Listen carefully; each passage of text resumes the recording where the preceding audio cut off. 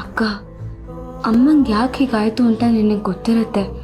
ಅವ್ರು ಏನು ಯೋಚನೆ ಮಾಡ್ತಿದ್ದಾರೆ ಅಂತ ಹೇಳೆ. ಜಾನು, ಅವ್ರು ಏನು ಯೋಚನೆ ಮಾಡ್ತಿದ್ದಾರೆ ಅಂತ ನನಗಂತೂ ಗೊತ್ತಿಲ್ಲ ಕಣೆ. ಮನೆಯಲ್ಲೆಲ್ಲ ಸರಿಯಾಗಿ ನಡೀತಾ ಇದೆ. ವೆಂಕಿ ಅಣ್ಣ ದುಡಿತಾ ಇದ್ದಾನೆ, ಅವನು ಪಾಲು ಕೊಡ್ತಿದ್ದಾನೆ. ಹರೀಶ್ ಬಿಸ್ನೆಸ್ ಮಾಡ್ತಿದ್ದಾನೆ, ನಾನು ಕೆಲ್ಸಕ್ಕೆ ಹೋಗ್ತಾ ಇದ್ದೀನಿ. ಖುಷಿ ಅವಳ ಪಾಡಿಗೆ ಅವಳು ಸ್ಕೂಲ್ಗೂ ಹೋಗ್ತಾ ಇದ್ದಾಳೆ. ಎಲ್ಲ ಸರಿಗಿದೆ ಅಂದಮೇಲೆ ಅಮ್ಮಂಗೆ ಏನು ಚಿಂತೆ ಇರುತ್ತೆ ಹೇಳು? ಅದೆಲ್ಲ ಸರಿಯಾಗೇ ಇದೆ. ಆದರೆ ನಿಮ್ಮ ಮದುವೆ ವಿಷಯದಲ್ಲೇ ಅಮ್ಮ ತುಂಬ ಯೋಚನೆ ಮಾಡ್ತಿದ್ದಾರೆ ಅನ್ನಿಸ್ತಿದೆ. ನನಗೇನದು ಹೊಸದ? ನನ್ನನ್ನು ನೋಡೋಕ್ಕೆ ಅಂತ ಮೊದಲನೇ ಗಂಡು ಬಂದಾಗ್ಲಿಂದಾನೂ ಅಮ್ಮನಿಗೆ ಅದೇ ಯೋಚನೆ. ಆದರೆ ಈ ಸತಿ ಬಂದಿದ್ದ ಹುಡುಗ ಎಲ್ಲ ಥರದಲ್ಲೂ ನಿನಗೆ ಕರೆಕ್ಟಾಗಿದ್ರಲ್ವಾ? ಆದರೂ ನೀನು ರಿಜೆಕ್ಟ್ ಮಾಡಿದ್ದಕ್ಕೆ ಬೇಜಾರು ಮಾಡ್ಕೊಂಡಿದ್ದಾರೋ ಏನೋ. ಇಲ್ಲ ಜಾನು, ನನಗಿಷ್ಟ ಇಲ್ಲ ಅಂದಮೇಲೂ ಮನೇಲಿ ಮಾತುಕತೆ ನಡೀತು, ಅದಂತೂ ನಿಜ. ಆದರೆ ಆ ಸಂಬಂಧ ಬೇಡ, ಭಾವನಿಗೆ ಯಾರು ಇಷ್ಟ ಆಗ್ತಾರೋ ಅವ್ರನ್ನೇ ಮದುವೆ ಆಗಲಿ ಅಂತ ಸಮಾಧಾನ ಮಾಡಿದ್ದು ಅಮ್ಮನೇ. ಹಾಗೆ ಹೇಳಾದ್ಮೇಲೂ ಅವ್ರಿಗೆ ಏನು ಯೋಚನೆ ಇದೆಯೋ ನನಗೆ ಗೊತ್ತಿಲ್ಲ. ಇಷ್ಟಕ್ಕೆ ಎಲ್ಲ ಸರಿ ಇದೆ ಅಂತ ಹೇಳೋಕ್ಕಾಗಲ್ಲ ಅಕ್ಕ. ಹಾಗಿದ್ದಿದ್ರೆ ಅಮ್ಮಂಗೆ ಈ ಥರ ಎಲ್ಲ ಆಗ್ತಿರ್ಲಿಲ್ಲ. ಅದರಲ್ಲೂ ಲೋ ಬಿ ಪಿ ಆಗಿದೆ ಅಂದರೆ ಬೇರೆ ಏನೋ ಇದೆ ಅಂತ ಅರ್ಥ. ನನಗಂತೂ ಒಂದು ಅರ್ಥ ಆಗ್ತಿಲ್ಲ ಜಾನು. ಏನು ಯೋಚನೆ ಮಾಡಬೇಡ, ನಾನು ಬಂದಿದ್ದೀನಿ ಅಲ್ವಾ, ಹೋಗೋದ್ರೊಳಗೆ ಅದೇನು ಅಂತ ತಿಳ್ಕೊಂಡೆ ನಾನು ಹೋಗೋದು.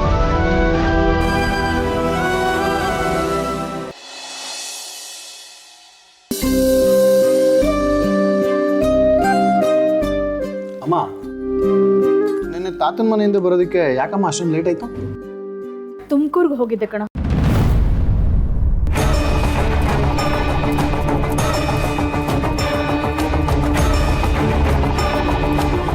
ಅತ್ತೆ, ಹಾಗಾದ್ರೆ ನೀವು ತವರ್ ಮನೆಗೆ ಹೋಗ್ಲಿಲ್ವಾ? ತವ್ರ ಮನೆಗೆ ಹೋಗಿದ್ದು, ಅಲ್ಲಿ ಸಮಯ ಇತ್ತು ಅಂತ ತುಮಕೂರ್ವರೆಗೂ ಹೋಗ್ಬಿಟ್ಟು ಬಂದೆ. ಅಮ್ಮ, ತುಮಕೂರಲ್ಲಿ ಯಾರಿದ್ದಾರೆ? ನಾ ಹೇಳಿದ್ನಲ್ಲೋ, ನಮ್ಮ ತಾಯಿಗೆ ದೂರದ ಸಂಬಂಧ ನೋಡಿ ತುಂಬ ದಿನ ಆಗಿತ್ತಲ್ಲ, ಅದಕ್ಕೆ ಒಂದ್ಸಲ ಹೋಗಿ ನೋಡ್ಕೊಂಬರೋಣ ಅಂತ ಹೋಗಿದ್ದೆ. ನನಗೆ ಇದನ್ನೆಲ್ಲ ನೀನು ಯಾವಾಗಲೂ ಹೇಳಲೇ ಇಲ್ಲ. ಯಾವಾಗಲೂ ಹೇಳಿರ್ತಾಳೆ, ನೀನು ಮಲ್ಕೊಂಡಿರ್ತೀಯ, ತಿಂಡಿದ್ದೀನಿ. ಹಾಪ ಅಮ್ಮ, ಆದರೆ ನೀನು ಬೇಗ ಬಂದು ತುಂಬ ಒಳ್ಳೆ ಕೆಲಸ ಮಾಡಿದೆ. ಯಾಕೋ? ಅದು ಏನಂದರೆ, ಬೇಡ ವಿಶ್ವ, ಸುಮ್ಮನೆ ಇರು. ಅದನ್ನ ಮಾತ್ರ ನೀನು ಹೇಳ್ಬೇಡ. ಇಷ್ಟು ಹೇಳಿದ್ಮೇಲೂ ಹೇಳ್ದೆ ಇದ್ರೆ ಹೇಗೆ? ಅಮ್ಮ, ನಿನ್ನೆ ಇವಳು ಅಡುಗೆ ಮಾಡಿದ್ಲಮ್ಮ. ಅಡುಗೆ ಎಷ್ಟು ಚೆನ್ನಾಗಿತ್ತು ಅಂದರೆ ಸಮುದ್ರದ ಉಪ್ಪೆಲ್ಲ ಅಡುಗೆಲೇ ಇತ್ತು. ಅದನ್ನೇನಾದರೂ ನಾವು ತಿಂತಿದ್ರೆ ಪ್ರಪಂಚನಾಗ ಮರ್ತೋಗ್ಬೇಕಿತ್ತು, ಹಂಗನ್ಸ್ತಿತ್ತು. ಬೇಗ ಬಂದು ನಮ್ಮಿಬ್ರು ಪ್ರಾಣ ಕಾಪಾಡಿದೆ.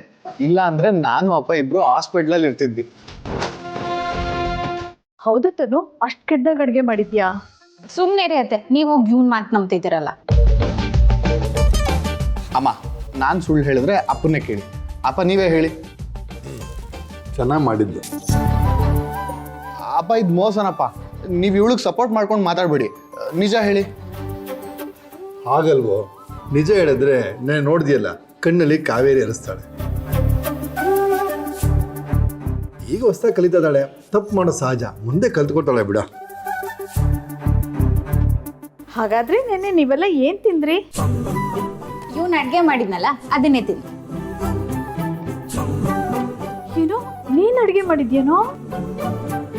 ಹೌದು ಅತ್ತೆ, ಇವನೇ ಅಡ್ಗೆ ಮಾಡಿದ್ದು.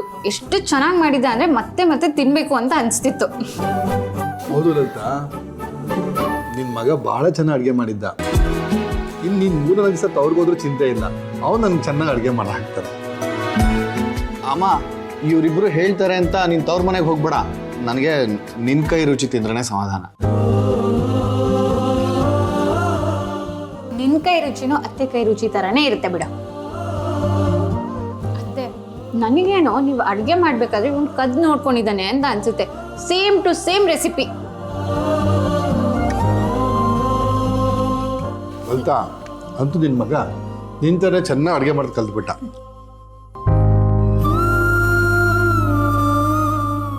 ನಿಧಾನವಾಗಿ ತಿನ್ನಿ. ಲೋ ವಿಶ್ವ, ನನಗೂ ಅಡ್ಗೆ ಮಾಡೋದನ್ನ ಹೇಳ್ಕೊಡೋ, ನಾನು ಕಲಿತೀನಿ. ಏಯ್, ಸುಮ್ಮನೆ ತಿನ್ನ. ಸರಿ ಬಿಡು, ನೀನು ಹೇಳ್ಕೊಟ್ಟಿಲ್ಲ ಅಂದ್ರೆ ಏನು, ಅತ್ತೆ ಹತ್ರ ಕೇಳಿ ನಾನೇ ಹೇಳ್ಸ್ಕೊತೀನಿ.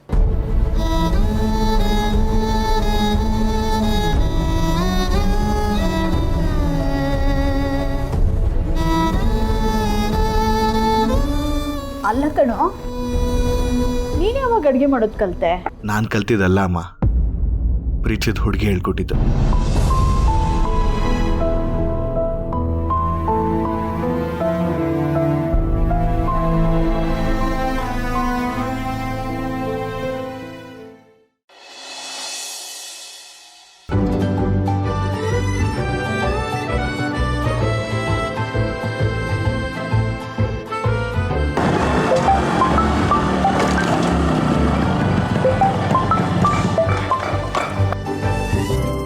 ಓ, ಗೌಡ್ರಿಗೆ ಫೋನ್ ಬರ್ತದೆ.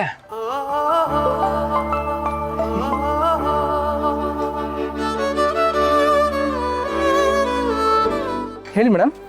ಗೌಡ್ರೆ, ನಿಮ್ಮ ಹತ್ರ ಒಂದು ವಿಷಯ ಹೇಳಬೇಕಿತ್ತು. ಅಯ್ಯೋ, ಇದನ್ನೆಲ್ಲ ಕೇಳಬೇಕೆ? ನೀವು ಏನು ಹೇಳ್ತಿರೋ ಹೇಳಿ ಮೇಡಮ್, ಕೇಳ್ತೀನಿ. ಅದು ನನ್ನ ಕುತ್ತಿಗೆಲಿರೋ ತಾಳಿ, ಅದೇ ನಾವು ಉತ್ಸವಕ್ಕೆ ಹೋಗಿದ್ವಲ್ಲ, ಆ ಊರಿನ ದೇವಸ್ಥಾನದ ದೇವಿ ತಾಳಿ ಅಂತೆ. ದೇವಿ ಕುತ್ತಿಗೆಲಿರೋ ತಾಳಿನ ಕದ್ದು ನನ್ನ ಕೊರಳಿಗೆ ಕಟ್ಬಿಟ್ಟಿದ್ದಾನೆ. ಆ ಕಳ್ಳ ಬೇರೆ ಯಾರು ಅಲ್ಲ ಮೇಡಮ್, ನಾನೇ. ನೋಡಿದ್ರ ಮೇಡಮ್ ಎಂತೆಂಥ ಜನ ಇದ್ದಾರೆ ಅಂತ. ಅಷ್ಟಕ್ಕೂ ಈ ವಿಷಯನ ನಿಮಗೆ ಹೇಳಿದ್ದು ಯಾರು ಮೇಡಮ್? ಅದೇ ನಮ್ಮ ರಿಲೇಷನ್ ಒಬ್ಬ ಹುಡುಗ ಇದ್ದಾನೆ ಅಂತ ಹೇಳಿದ್ನಲ್ಲ, ಸಿದ್ದು, ಅವನೇ ಹೇಳಿದ್ದು. ಈಗ ತಾನೇ ಹೊಸ ತಾಳಿ ಮಾಡಿಸ್ಕೊಂಡು ದೇವಸ್ಥಾನಕ್ಕೆ ಹೋಗ್ತಿದ್ದ, ಆಗ ಸಿಕ್ದ, ಆಗಲೇ ಹೇಳ್ದ. ಅದು ಅಲ್ಲದೆ ಇದು ದೇವಿ ತಾಳಿ ಆಗಿರೋದ್ರಿಂದ ಇದನ್ನು ಕಟ್ಟಿದವರು ಕಟ್ಟಿಸ್ಕೊಂಡವರು ಯಾವತ್ತೂ ದೂರ ಆಗಲ್ವಂತೆ. ಗೌಡ್ರೆ, ಇದೆಲ್ಲ ನಿಜಾನಾ? ಬಾಬಾ, ಅದನ್ನೆಲ್ಲ ನಾನು ಹೆಂಗೆ ಹೇಳಕ್ಕಾಯ್ತದೆ ಮೇಡಮ್? ಕೆಲವು ನಂಬಿಕೆಗಳನ್ನ ಸುಳ್ಳು ಅಂತಲೂ ಹೇಳೋಕ್ಕಾಗಲ್ಲ, ನಿಜ ಅಂತಲೂ ಹೇಳೋಕ್ಕಾಗಲ್ಲ. ದೇವ್ರ ಕುತ್ತಿಗೆಯಲ್ಲಿದ್ದು ತಾಳಿ ಅಂತಿದ್ದೀರಿ, ಬಹುಶಃ ಅವ್ರು ಹೇಳಿರೋದು ನಿಜ ಇರಬೇಕೇನೋ ಅಲ್ವಾ? ಆದರೆ ನನಗೆ ಈ ತಾಳಿ ಕಟ್ಟಿದ್ದು ಯಾರು ಅಂತಾನೆ ನನಗೆ ಗೊತ್ತಿಲ್ಲ. ಅವ್ನ ಮುಖ ಕೂಡ ನಾನು ನೋಡಿಲ್ಲ. ಅವನ ಜೊತೆ ನಾನು ಸುಖವಾಗಿ ಬಾಳಕ್ಕಾಗತ್ತಾ ಹೇಳಿ? ಒಂದು ಮಾತು ಕೇಳ್ತೀನಿ, ಬೇಜಾರಾಗ್ಬಿಡಿ ಮೇಡಮ್. ಈಗ ನಿಮ್ಗೆ ತಾಳಿ ಕಟ್ಟಿದವನು ನಿಮ್ಗೆ ಪರಿಚಯನೇ ಇದ್ದು ಅವನು ನಿಮ್ಗೆ ಇಷ್ಟ ಆದರೆ ಆಗೇನು ಮಾಡ್ತೀರಾ? ಅಲ್ಲ ಗೌಡ್ರೆ, ಪರಿಚಯ ಇದ್ದವ್ರೆ ಆಗಿದ್ದಿದ್ರೆ ಯಾಕೆ ಈ ರೀತಿ ಮಾಡ್ತಿದ್ದ? ಒಂದು ಹೆಣ್ಣಿನ ಜೀವನದ ಜೊತೆ ಆಟ ಆಡೋಕ್ಕೆ ಹೇಗೆ ಮನ್ಸು ಬಂತು? ಈ ರೀತಿ ಮಾಡ್ದವನ್ನ ಹೇಗೆ ಒಪ್ಕೊಳಕ್ಕಾಗುತ್ತೆ ಹೇಳಿ? ಇಷ್ಟಪಟ್ಟವಳು ಈ ರೀತಿ ಮಾಡಲ್ಲ ಅಲ್ವಾ? ಆದರೆ ನನಗೆ ಬೇರೆ ದಾರಿ ಇರಲಿಲ್ಲ ಮೇಡಮ್, ಅದಕ್ಕೆ ಹೀಗೆ ಮಾಡಬೇಕಾಯ್ತು. ಹಂಗಾರೆ ಮುಂದಕ್ಕೀಗ ಏನು ಮಾಡಬೇಕು ಅಂದ್ಕೊಂಡಿದ್ದೀರಿ? ಮೊದಲು ಅವ್ನು ನನ್ನ ಮುಂದೆ ಬರಲಿ, ಯಾಕೆ ಹೀಗೆ ಮಾಡಿದೆ ಅಂತ ಕೇಳ್ತೀನಿ. ಆಗ ಅವ್ನು ಸರಿಯಾಗಿ ಉತ್ತರ ಕೊಟ್ಟರೆ ಏನು ಮಾಡಬೇಕು ಅಂತ ತೀರ್ಮಾನ ತಗೋತೀನಿ. ಆ ದೇವರು ನನ್ನ ಮೇಲೆ ಕರುಣೆ ಇಟ್ಟು ಆದಷ್ಟು ಬೇಗ ಅವ್ನು ನನ್ನ ಕಣ್ಮುಂದೆ ನಿಲ್ಲೋ ಹಾಗೆ ಮಾಡಿದ್ರೆ ಸಾಕು. ಖಂಡಿತ ನಿಮ್ಮ ಬೇಡಿಕೆ ಆ ದೇವ್ರಿಗೆ ಮುಟ್ಟುತ್ತೆ ಮೇಡಮ್. ಆದಷ್ಟು ಬೇಗ ಅವನು ನಿಮ್ಮ ಕಣ್ಮುಂದೆ ಬಂದು ನಿಲ್ತಾನೆ ಅನ್ನೋ ನಂಬಿಕೆ ನನಗಿದೆ. ಸರಿ ಗೌಡ್ರೆ, ಏನಾಗುತ್ತೆ ನೋಡೋಣ. ನಾನು ಮತ್ತೆ ಫೋನ್ ಮಾಡ್ತೀನಿ.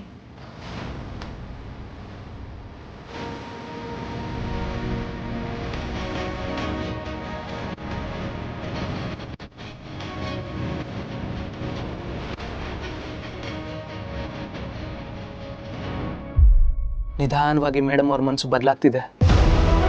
ಇಷ್ಟು ದಿವಸ ಇದ್ದಿದ್ದ ಕೋಪ ಈಗಿಲ್ಲ. ಸಮಯ ನೋಡ್ಕೊಂಡು ನಾನೇ ತಾಳಿ ಕಟ್ಟಿದ್ದು ಅಂತ ಹೇಳ್ಕೊಂಡ್ಬಿಡ್ಬೇಕು.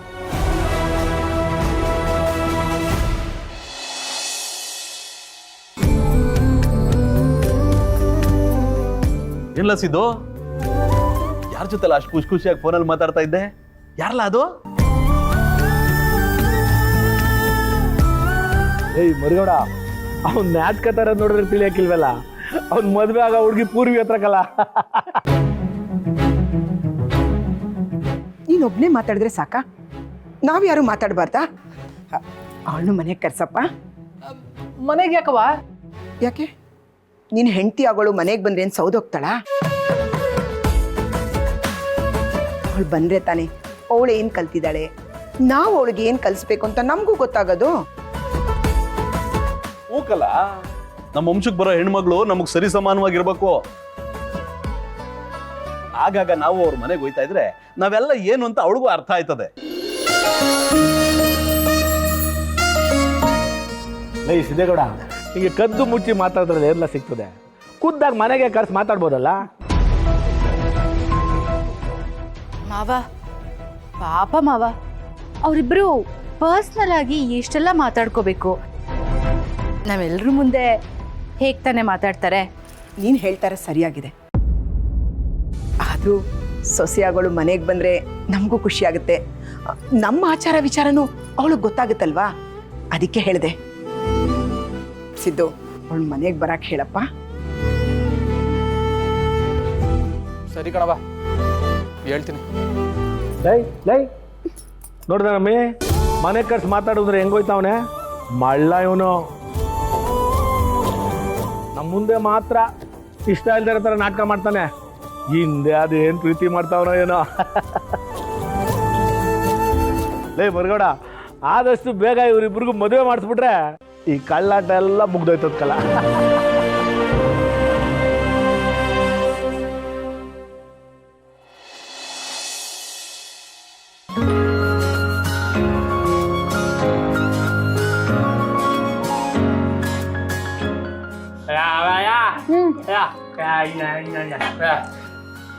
ಹರೀಶ್ ನಾನು ಹೇಗೆ ತಿನ್ಬೇಕು ನಂಗೆ ಹೇಳ್ಕೊಡ್ತಿದ್ಯಾ?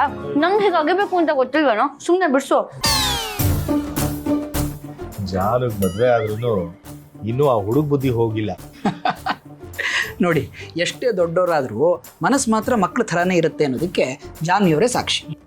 ಅದೇ ಮತ್ತೆ ಇವಳನ್ನ ವಹಿಸ್ಕೊಂಡು ಮಾತಾಡ್ತಿದ್ರೆ ಇವಳು ಮಗು ಥರನೇ ಹಾಡಕ್ಕೆ ಶುರು ಮಾಡಿಬಿಡ್ತಾಳೆ. ಹೇಳಿ ಅಂದ್ರೆ ಲಕ್ಷ್ಮಿಗೆ ಹುಷಾರಿಲ್ಲ ಅಂತ ಫೋನ್ ಮಾಡಿದ ತಕ್ಷಣ ರಜಾ ಹಾಕೊಂಡೇ ಬಂದ್ಬಿಟ್ರಿ. ಪಾಪ ಎಷ್ಟು ಕೆಲಸ ಆಯ್ತೋ ಏನೋ, ತೊಂದರೆ ಆಯ್ತು ಅನ್ಸುತ್ತೆ. ಮಾವ, ಕೆಲಸ ಯಾವಾಗಲೂ ಇದ್ದೇ ಇರುತ್ತೆ. ಆದರೆ ಕುಟುಂಬದಲ್ಲಿ ಯಾರಿಗೂ ಅನಾರೋಗ್ಯವಾಗಿದೆ ಅನ್ನೋವಾಗ ಬಂದು ನೋಡದೆ ಹೋದರೆ ಏನು ಬೆಲೆ ಇರುತ್ತೆ ಹೇಳಿ. ಮೊದಲು ಕುಟುಂಬ, ಆಮೇಲೆ ಕೆಲಸ ಇದ್ದೇ ಇರುತ್ತೆ. ನೋಡಿದ್ಯಪ್ಪ ನನ್ನ ಗಂಡ ಹೇಗೆ ಅಂತ. ನಮ್ಮ ಮನೆಯವ್ರಿಗೆ ಯಾರಿಗಾದ್ರೂ ಏನಾದರೂ ಆಗಿದೆ ಅಂತ ಗೊತ್ತಾದ ತಕ್ಷಣ ನನ್ಗಿಂತ ಅವರೇ ಫೀಲ್ ಮಾಡ್ಕೋತಾರೆ. ಅದಕ್ಕೆ ನೋಡು, ನೀನು ಹೇಳಿದ ತಕ್ಷಣ ನನ್ನ ಕರ್ಕೊಂಡು ಬಂದ್ಬಿಟ್ರು.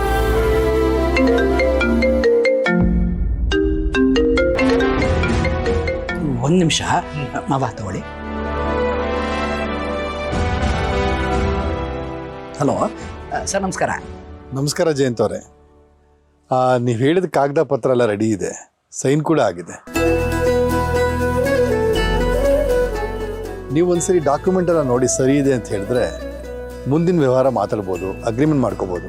ಹಾಗೆ ಹಣಕಾಸಿನ ವಿಚಾರನೂ ಮಾತಾಡ್ಬೋದು. ಈಗ ನೀವು ಎಲ್ಲಿದ್ದೀರ ಅಂತ ಹೇಳಿದ್ರೆ ನಾನೇ ಅಲ್ಲಿಗೆ ಬಂದುಬಿಡ್ತೀನಿ. ಅಯ್ಯಯ್ಯೋ, ನೀವು ಆ ತೊಂದರೆ ತಗೋಬೇಡಿ ಸರ್. ನಾನು ಇಲ್ಲೇ ಹತ್ರದಲ್ಲೇ, ನಿಮ್ಮ ಊರ ಹತ್ರದಲ್ಲೇ ಇದ್ದೀನಿ. ನಿಮ್ಮ ಮನೆಯವ್ರನ್ನ ಆ್ಯಕ್ಚುಲಿ ಭೇಟಿ ಮಾಡಿದೆ, ಇಲ್ಲಿಗೆ ಬರ್ತಾ ಸಿಕ್ಕಿದ್ರು. ಹೇಳಿದ್ರು ಜಯಂತ್ ಅವರೇ, ನೀವು ಮಾತಾಡ್ಸಿದ್ರಿ ಅಂತ ತುಂಬ ಖುಷಿ ಪಟ್ಲು. ಕೆಲವರು ವ್ಯಾಪಾರ ವ್ಯವಹಾರಕ್ಕೆ ಅಂತ ಬರ್ತಾರೆ, ವ್ಯವಹಾರ ಮುಗಿಸಿ ಹೊರಟೋಗ್ತಾರೆ. ಆದರೆ ಜಯಂತ್ ಅವ್ರು ಹಾಗಲ್ಲ, ಪ್ರೀತಿ ವಿಶ್ವಾಸ ತುಂಬ ತೋರಿಸ್ತಾರೆ ಅಂತ ಹೇಳಿದ್ಲು. ಸರ್, ವ್ಯವಹಾರ ಆಗುತ್ತೋ ಇಲ್ವೋ ಗೊತ್ತಿಲ್ಲ, ಆದರೆ ಒಂದು ಒಳ್ಳೆ ಕುಟುಂಬದ ಜೊತೆ ಸಂಬಂಧ ಬೆಳೀತಾ ಇದೆ. ಆ ಪ್ರೀತಿ ವಿಶ್ವಾಸ ಇರಲೇಬೇಕು ಅಲ್ವಾ? ಸರಿ, ತಾವು ಯಾವಾಗ ಬರ್ತೀರಾ ಅಂತ ಹೇಳಿದ್ರೆ ನಾನು ಸರ್ವೇಯರ್ನ ಬರೋಕ್ಕೆ ಹೇಳ್ತೀನಿ. ಆಗಲಿ ಸರ್, ನಾನೊಂದು 10 ನಿಮಿಷದಲ್ಲಿ ಹೊರಡ್ತೀನಿ, ನಿಮ್ಮನ್ನು ಬಂದು ಭೇಟಿ ಮಾಡ್ತೀನಿ. ಸರಿ, thank you sir, thank you so much.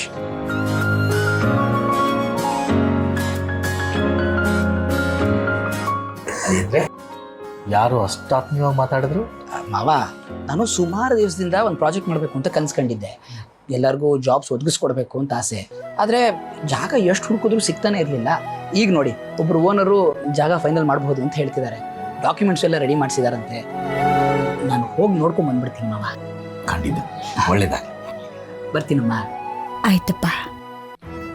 ಜಾನ್ವಿಯವರೇ, ನಾನು ಹೋಗಿ ಬರ್ಬೋದಾ? ಪಾಪ ಬೇಗ ಹೋಗಿ ಬೇಗ ಬನ್ನಿ. ಬಂದೆ. ಜಾನು, ಇಂಥ ಗಂಡನ್ ಪಡೆಯಕ್ಕೆ ನೀನು ಎಷ್ಟು ಜನ್ಮದ ಪುಣ್ಯ ಮಾಡಿದ್ಯೋ. ಅದೇ ಮತ್ತೆ, ಹಾಗೆಲ್ಲ ಏನಿಲ್ಲ. ನನ್ನಂತ ಹೆಂಡತಿನ ಪಡೆಯೋದಕ್ಕೆ ಅವ್ರು ಪುಣ್ಯ ಮಾಡಿರೋದು.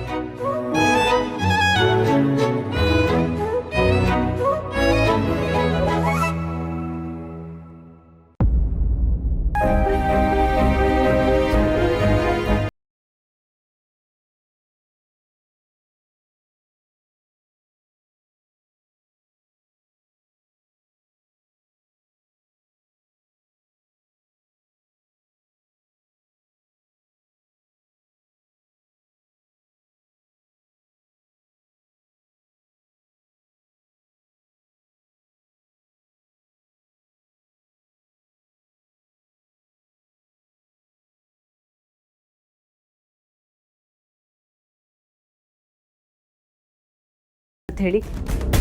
ಅದೇ ನನಗೂ ಗೊತ್ತಾಯ್ತಲ್ಲ ಅದಕ್ಕೆ. ನನ್ನ ಯೋಚನೆ ಏನಿದ್ರು ನನ್ನ ಭಾವನವ್ರನ್ನ ಹೇಗೆ ಪಡ್ಕೊಳ್ಳೋದು ಅನ್ನೋದು ಮಾತ್ರ. ಇವ್ರು ನೋಡಿದ್ರೆ ಆ ಪೂರ್ವಿನ ಕರೆಸು ಆಚಾರ ವಿಚಾರ ಹೇಳ್ಕೊಡ್ತೀವಿ ಅಂತ ಏನೋ ಹೇಳ್ತಾರೆ. ಅವ್ರು ಮಾತಾಡೋದು ಮಾತಾಡ್ಕೊಳ್ಳಿ ಬಿಡಿಸಿದ್ದು, ನೀವು ಅದ್ರ ಬಗ್ಗೆಲ್ಲ ತಲೆ ಕೆಡಿಸ್ಕೋಬೇಡಿ. ನೀವು ಭಾವನಾ ಬಗ್ಗೆ ಮಾತ್ರ ಕಾನ್ಸಂಟ್ರೇಟ್ ಮಾಡಿ. ನಿಮ್ಮ ಫೋಕಸ್ ಎಲ್ಲ ಅಲ್ಲೇ ಇರಬೇಕು. ಅದಿರಲಿ, ಪೂರ್ವಿ ಇನ್ನೇನಾದರೂ ಹೇಳ್ಕೊಂಡ್ಲ ಸಿದ್ದು? ಇಲ್ಲ ಅದಕ್ಕೆ, ನನಗೆ ಅವ್ರ ಜೊತೆ ಮಾತಾಡೋದಕ್ಕೆ ಇಷ್ಟ ಇಲ್ಲ. ನನ್ನ ಮನಸ್ಸೇನಿದ್ರು ನನ್ನ ಭಾವನವ್ರ ಹತ್ರ ಮಾತಾಡೋದಕ್ಕೆ ಅಷ್ಟೇ ಇಷ್ಟಪಡುತ್ತೆ. ನನಗೆ ಬೇಕಾಗಿರೋದು ಅವರೊಬ್ಬರೇ.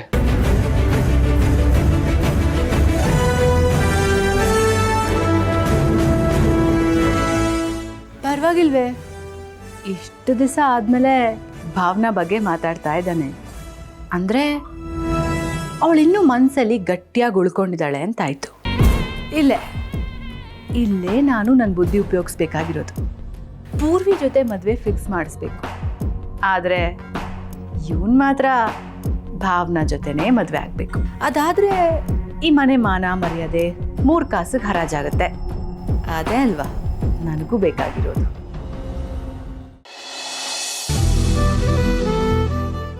ಏ ಅಣ್ಣ ಅಣ್ಣ, ಏನು ಅಣ್ಣ ಅಲ್ಲಿಂದ ಇಲ್ಲಿಗೆ ತಾರಾಡ್ತಿದ್ಯಾ? ನಾನು ಹೇಳಿದ ವಿಷಯದ ಬಗ್ಗೆ ಏನು ಯೋಚನೆ ಮಾಡಿದೆ? ಅದೇ ಅವ್ರ ಹತ್ರ ಪ್ರೀತಿ ವಿಷಯ ಹೇಳ್ಕೊಳ್ಳೋದ್ರ ಬಗ್ಗೆ ಏನು ಯೋಚನೆ ಮಾಡಿದೆ? ಸರಿ ಹೋಯ್ತು, ಇವಾಗ ಬೇಡ ಆವಾಗ ಬೇಡ ಅಂತ ಕಾಯ್ಕೊಂಡು ಕೂತಿರು. ಅಷ್ಟೊತ್ತಿಗೆ ಅವ್ರಿಗೆ ಮದುವೆ ಆಗಿ ಗಂಡನ ಮನೆಗೆ ಹೋಗಿರ್ತಾರೆ. ನೀನ್ ಅವಾಗ ದೇವದಾಸ ಆಗಿ.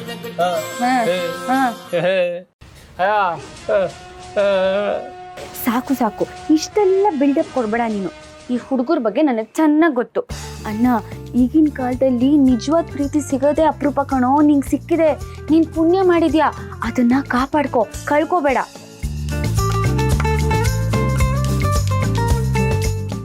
ಗಡ್ಡ ಏನ್ ಮುಖ ಪಿಸ್ಪೆದಾಗ ನೋಡ್ತಿದ್ಯಾ? ಹೋಗು, ಮೊದಲು ಹೇಳ್ಕೋ.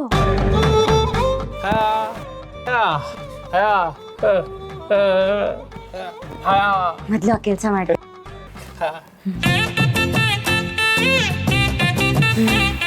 ದೇವ್ರೆ, ಅಣ್ಣನ ಪ್ರೀತಿ ಸಕ್ಸಸ್ ಆಗೋ ಹಾಗೆ ಮಾಡಪ್ಪ ಪ್ಲೀಸ್.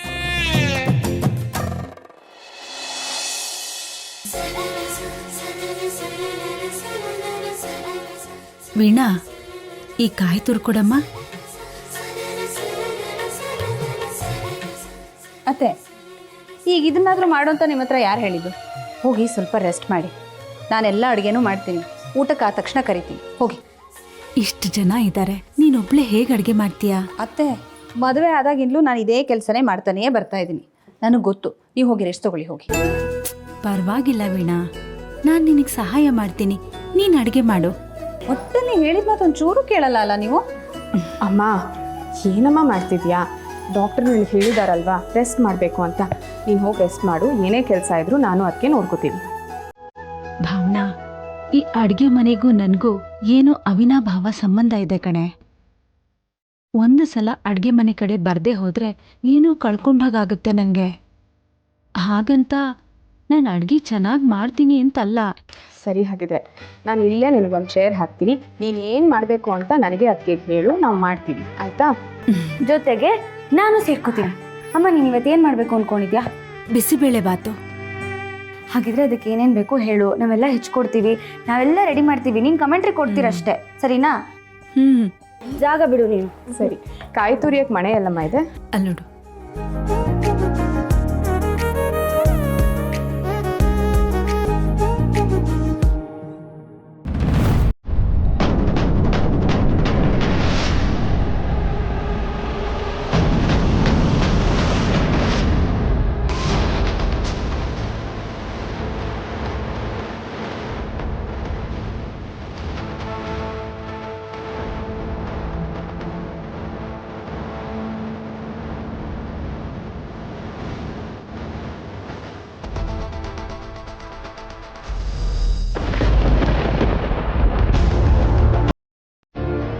ವೀಣಾ, ಅಜ್ಜಿಗೆ ಸ್ವಲ್ಪ ನೀರು ಬೇಕಂತೆ, ಅದೇನು ಅಂತ ಹೋಗಿ ನೋಡಮ್ಮ. ಹೌದಾ? ನಂಗೆ ಕೇಳಿಸ್. ಹೋಗಿ ಕೇಳು ಏನಂತ. ಜಾನು, ನನ್ಗೇನಾದ್ರೂ ಮಿಸ್ ಕಾಲ್ ಬಂದಿದೆಯಾ ಅಂತ ನೋಡು. ಫೋನು ರೂಮಲ್ಲಿದೆ. ಸರಿ ಬಂದಿರು. ಅಪ್ಪ, ತಾಳಿನ ಯಾರಿಗೂ ಕಾಣದೆ ಇರೋವಾಗ ಇಟ್ಕೋಬೇಕು ಅಂತ ಗೊತ್ತಾಗಲ್ವಾ ಭಾವನಾ ನಿನ್ಗೆ?